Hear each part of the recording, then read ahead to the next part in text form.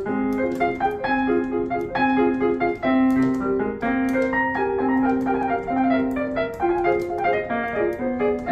Hayden. I'm on the Let's Talk Melbourne podcast. Check out my episode. I'm a Melbourne-based musician.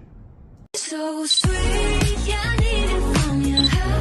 Got my hands all on you, sweet. Everything I want is sugar like yes, please. Love is like candy. Sweet, yeah, I need it from you. Got my hands all on you, sweet. Everything I want is sugar like yes, please. Love is like candy. Hi, and welcome to a new episode of the Let's Talk Melbourne podcast. I'm your host, Vikas Raheja, and today I have someone I've never had before on my podcast, a musician and a playwright and an upcoming artist from Melbourne. And if I'm criminally underdressed because it's 36 degrees outside, and our guest has come straight from a concert. So thank you for doing this. I appreciate this. Now, can I request you to introduce yourself to the show? Sure. I'm Hayden. I'm a pianist and a composer. I've been playing the piano since I was 6, and I'm 30 now, so 24 years. Of piano playing experience? Yeah, it's my livelihood. So I play piano at retirement homes. That was where I was doing my concert today. Okay. I do weddings and concerts. I've played for Globe, an organisation in Melbourne, and yeah. When I'm not doing that, I'm playing piano for rehearsals, for Australian ballet and piano teaching. That's awesome. Yeah. Now, you do a number of things, Hayden, and correct me if I'm wrong. Yeah. You are a pianist, obviously, but you're also a playwright. Yeah. You write plays. Do you want to talk about what does that entail? What is a playwright and a piano? Do you write your own music for your plays, or even before that? Tell us something. This is exciting to me that you're a playwright. Just tell me about that. Like, how do you get into it, and what was your motivation? Well, I started off by studying composition at university, and from there, one of my colleagues and I decided to write a musical. Okay. So we were good at the music part. We weren't so good at the lyric writing part, and we were really bad at the story writing and the playwriting part. Yep. So that's how I transitioned. So recently. I managed to write a short play, 10-minute play, but that's where my journey is at the moment with playwriting. That's exciting. So, if I had to take you back down memory lane to the 6-year-old Hayden, when did you realize that you have an affinity for music, or you can play piano? And did you choose the instrument, or did the instrument choose you? Or am I just over romanticizing the whole pairing of instrument and the musician? Well, my parents chose the instrument. Okay, fair enough. Yeah, it's interesting. I find that some kids, they choose what they do, and then for others, like me, the world just happened to me, as in the choices were made for me, and that was the way it was. Awesome. Yeah. And do you play any other instruments apart from piano? I did violin for a few years, but the way if you heard me play violin, it wouldn't sound like a few years. Fair enough. Now, one of the most interesting things is about performing. When do you get you're doing this for so long now? Do you still get nervous? Do you get stage fright? Do you have some ritual musicians have before they go on stage? Do you have any such rituals that you do, like wear a lucky T-shirt or shirt, or I don't know, plus do you still get nervous? Is that excitement still there after doing so many years of performance? Yeah, great question. Yes, I do get nervous, which correlates with how important either important or new the performance is for me. So this afternoon, playing at a retirement home, I'm not nervous at all. Yeah. But for example, if I was doing a wedding or when I did Globe earlier this year, I did get nervous, especially the more people that are watching. Yeah. In terms of rituals, it's I will not really talk to anyone maybe half an hour or maybe 15 minutes going into the performance. Okay. I'll take it easy, definitely avoiding high energy things, and if anyone is engaging in any arguments, staying away from that. Interesting. And is this because you want to be centered and just focus on the performance and not engage in get your headspace in the right direction? Yeah, Is that? exactly Wow. that. That's exciting. And when did you start doing this? Or did you always do it? Good question. I've been doing piano exams since I started learning. Yeah. So that was naturally a habit I got from that, and interacting with other performers, seeing them kind of do this similar thing where at first you might think, oh, it's kind of rude. They're not really talking. Then you're like, of course, because they're about to sing their heart out or play their heart out for an hour. Now, I'm guessing, and correct me if I'm wrong here, to be a musician, you have to have a certain discipline, right? Like, you have to practice every day, and you have to keep yourself updated with any changes within the industry. I'm just talking rubbish here because I'm not an expert. So if I'm talking, just tell me. What's your routine like to sort of finesse your art and to practice your art and make it better? Do you have one? Oh, great question. When I have an important performance coming up, I will practice every day. Okay. I mean, I should be practicing every day, but if I don't have anything major coming up, I will just wing it. And you're just cool winging it? That's pretty awesome. Not everyone can do it, I would imagine. Yeah, I wouldn't have been able to do it initially. It did take that, a good 10, 11, 12 years of daily practice before, I could get to this point. Okay. You had another question.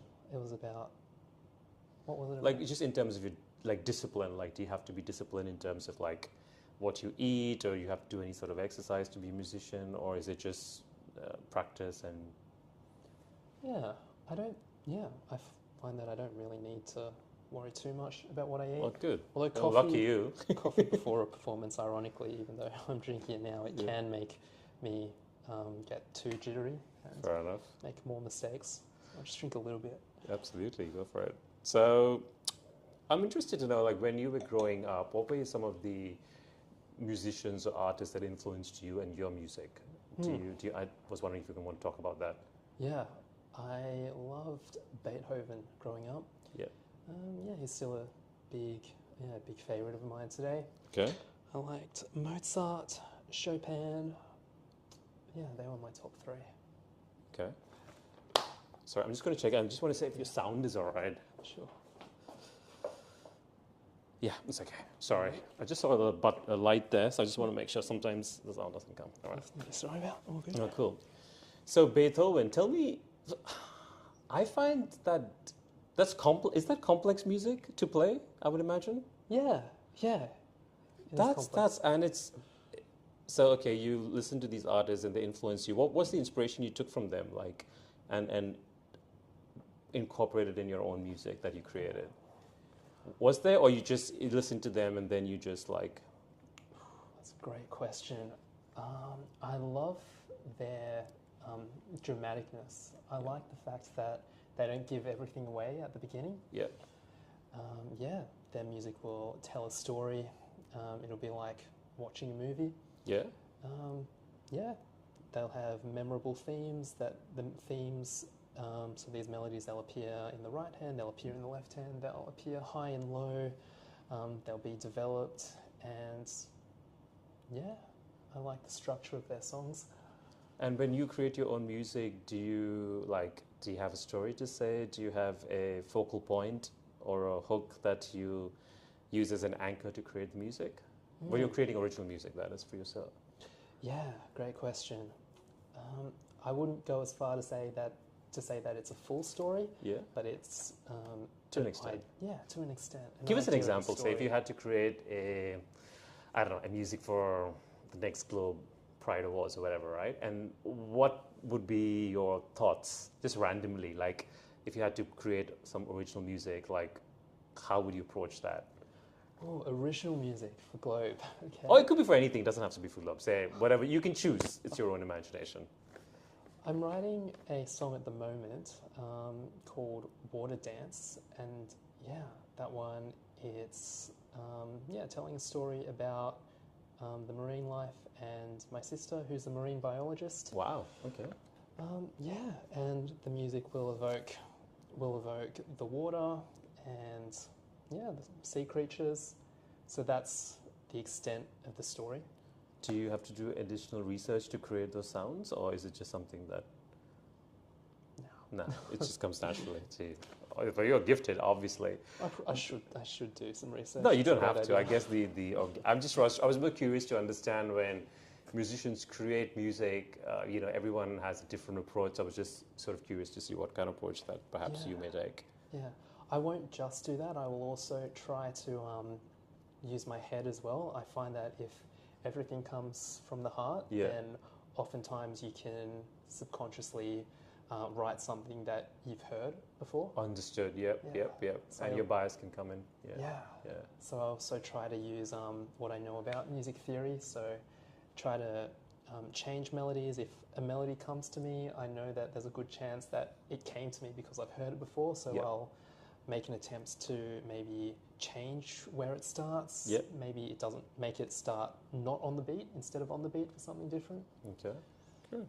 Now, I'm just curious to know as well, like, how easy or hard it is for artists in Melbourne in contemporary times to like get performance gigs or build networking, or I mean, producing an album is a step ahead, still too far, but just to get gigs to perform, how easy or difficult is it for like upcoming artists, and how do you then grapple with that?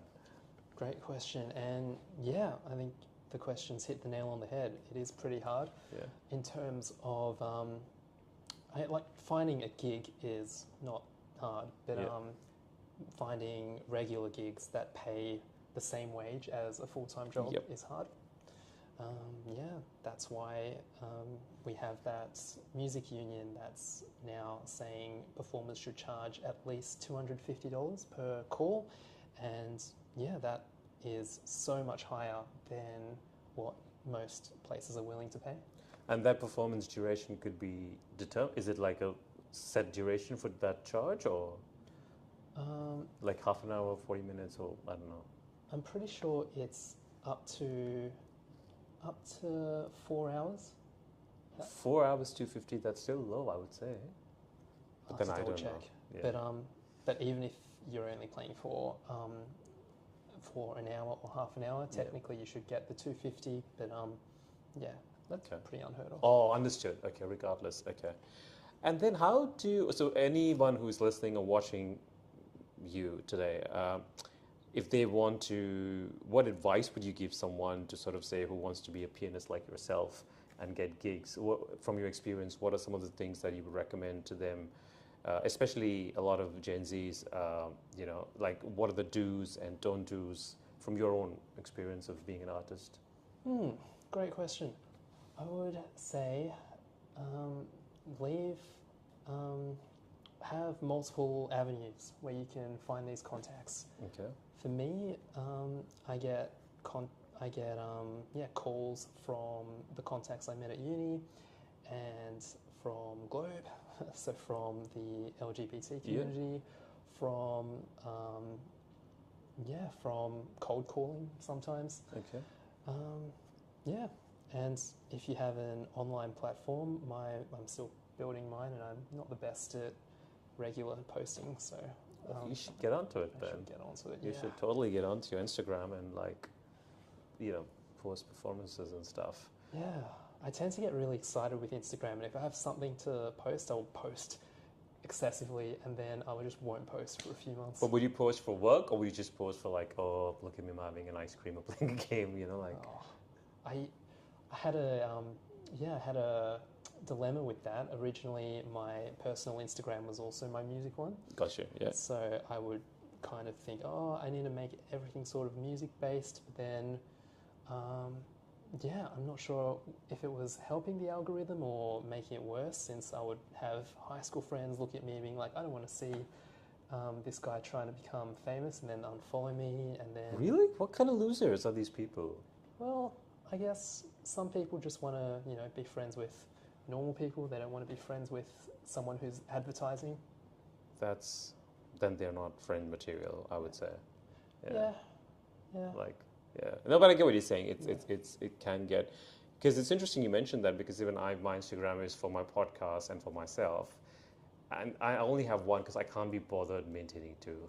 Yeah. One enough itself is quite time consuming. So to do Yeah. another one is going to get there. Yeah, me too. I just made a new music Instagram this year, but I guess I'll see how it goes, and Discuss. maybe it'll disappear one day. Maybe. Or maybe it'll explode and go viral. We don't know. Anything could happen. No idea. And do you listen to other music apart from say Beethoven? Do you have like inclination to pop or hip? What kind of other genres of music do you listen to? Yeah, definitely. Yeah, I do find I enjoy changing up the style of music I'm listening to. Yeah. I love Is There Still Anything That Love Can Do by Radwimps. It's from an anime, Weathering With You. Okay. Yeah. Yeah, I don't have a single style of music I enjoy. I'll come across a song and listen to it over and over for a bit. Awesome. And say if stranger things have happened. If someone calls you up after this and says, "Oh, I'm going to produce your album," what kind of music would that album entail? Ooh. Or you haven't given it that much thought yet? I find that other people Yeah. can tell my style, but I can't tell my own style. Interesting. Yeah, And why is that? because Or just because you're playing naturally, whatever comes to you. yeah, Yeah. And you don't want to box yourself in, like. yeah, that's exactly it. But it's funny because it sounds distinctive to other people. They can Okay. tell, like if I'm playing a piece. Generally, people can tell straight away once I stop playing the sheet music and start improvising. Now, what do you do in the instance that you're playing a crowd and sometimes the crowd is not getting into the performance? How do you take that? Because you never know for anyone, comedian, musician, actor, or play, they're in front of a crowd and the crowd is just not going for it. What do you do in that instance? I mean, that happens pretty much every time I perform, unless people have paid specifically to see me. Usually I'm entertainment of part of another event. So yeah, I look on the bright side. It means You could have performed. means less people will hear mistakes, Yeah, that's interesting. less reason to be nervous. Yeah, and was there any gigs or venues you wouldn't play at? No. No? Oh, that's good. And that's how it should be. Yeah. Because art shouldn't be barriers. It should cut down barriers and you should be able to play everywhere, I would imagine. Yeah. Oh, that's good. Now, before we jump into the game that I told you about, I'm sort of curious to know what's next for you in terms of like your career. Like, do you've got any short-term plans that you're willing to share? Any upcoming gigs that you want to plug where people can go check out your music and stuff like that? Caught me off guard with this question. Okay. No, you don't have to. We can come back to that after this game. You can think about it and then sort of do that. Yeah, at the moment, my sister, she's coming down in December and she'll be filming me playing that song, Water Dance, that I dedicated to her. Yep. That's the next thing on the horizon. No, I need to start doing my And 5-year when plan. do you think you'll drop this song? Once your sister finish filming it and it's after that, you'll post it on like social media, wherever? Yeah, January next year. January next year? Yeah, Oh, cool. estimate. That should be exciting. Well, that is quite exciting that you're Yeah. dropping a new song, all original. Yeah, original music is hard to get, and good original music is even harder to get, I feel. Would you agree? Definitely. Okay. All right, are you ready to play this game now? Yes. So I'm going to ask you 10 questions. You don't have time to think, and you just have to go on, like rapid fire. All right. It's called Furious 10, all right? Okay, so you have to pick one, Dua Lipa or Sabrina Carpenter. Dua Lipa. If you had to invite 3 dinner party guests, dead or alive, whom would they be?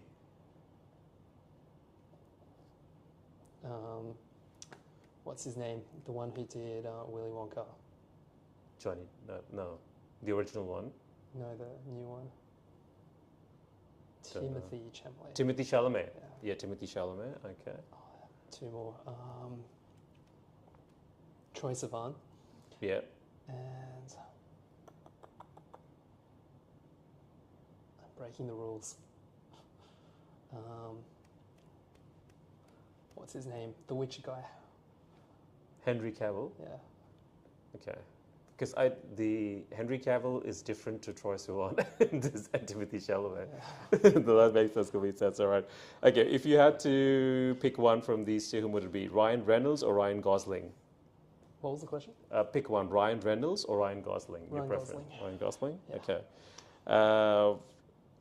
Now, if you had to write a book based on your life, what would you call it? Oh. Chaos. Chaos. One advice you would give to upcoming artists in Melbourne? Don't be afraid to embrace new technology. Yeah. Yeah, I this year been starting to use an invoicing app on my phone. Yeah. And even though, you have to pay for good software, you just claim it on tax, and it makes your life a lot easier. That's a good one, actually. And then the other question is that if you were to pick 3 of your friends to go on an all-expenses paid trip on an Emirates flight to anywhere in the world, it could be friends, family, whomever, who are the 3 people you would pick?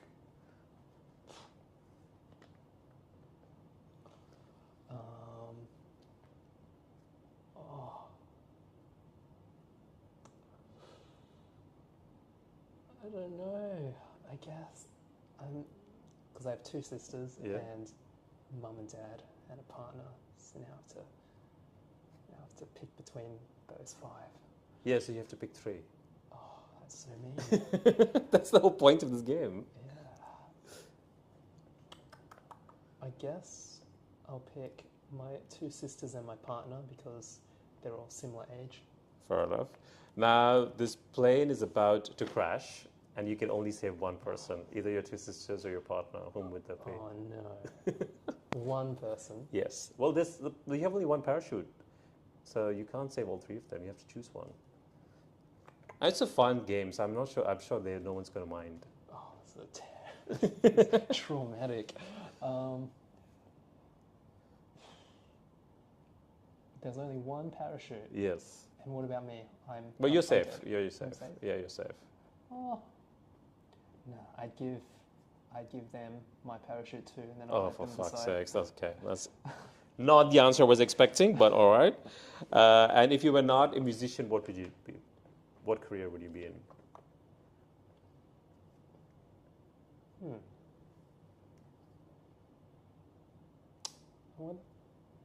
Maybe a builder.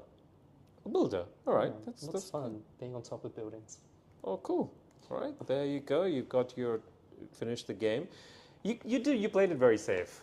Very, very safe. Nothing controversial, so, but thanks for doing that, though.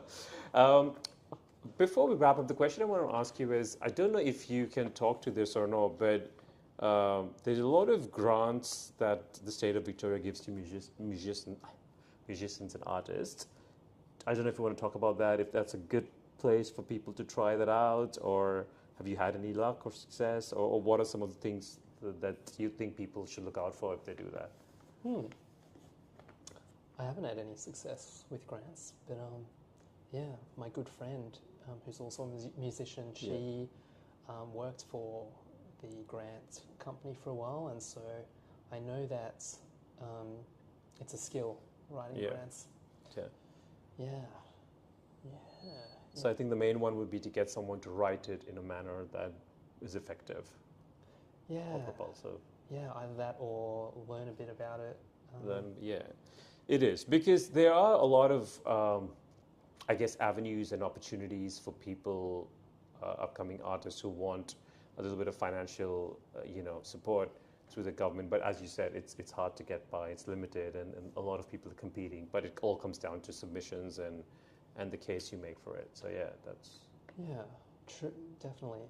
But on the topic of government financial support, they also have Asuria. It's for small business, people who have a small business, and they help help you manage your business, and they also give you payments if you don't make up to a certain minimum amount. Gotcha. Yeah. Okay. Yeah. All right. Gotcha. So we end the show, Hayden, by asking all our guests 2 questions. One is, what is your anthem song? Is there still anything that love can do by Radwimps? I have not heard that song.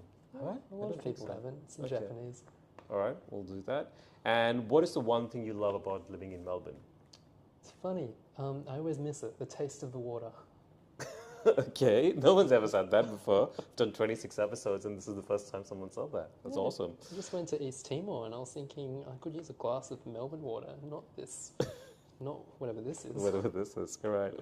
Well, thank you so much, Hayden, for doing the podcast. I wish you all the best and congratulations on all your achievements. I've heard you play at the Globe. I think you were fantastic that evening on the piano. So it was quite fantastic. So anything you want to plug before we wrap up in terms of where people, do you want to give your Instagram handle or any other platform that you want to plug? Yeah, definitely. If you want to follow my music on Instagram, it's Hayden Dun Music. If you just want to follow my personal one, that's also fine. That's just Hayden Dun. And Dun has 1 N. Most Duns have 2 N's, but not me. I'll share all of Hayden's socials on the description pages on Spotify and YouTube as well, so you can check it out. And I do encourage you to check it out and support upcoming artists in Melbourne, because ultimately Melbourne is a city built on arts, and if we don't reach out for our local artists, then I think it's a big shame and a big loss for us as a city. So definitely. Now, I believe you're going to play something for us, original or whatever music that you intend to. I am. I'm going to play. Oh, it's not an original. That doesn't matter. It is a jazzy classical arrangement of "It's Raining Men." Oh, really? Okay. So we've got an amazing performance from Hayden, right? And this is the first time we've had such a thing on this podcast. I'm quite excited, and thank you so much for doing it. So we'll hand it over to you.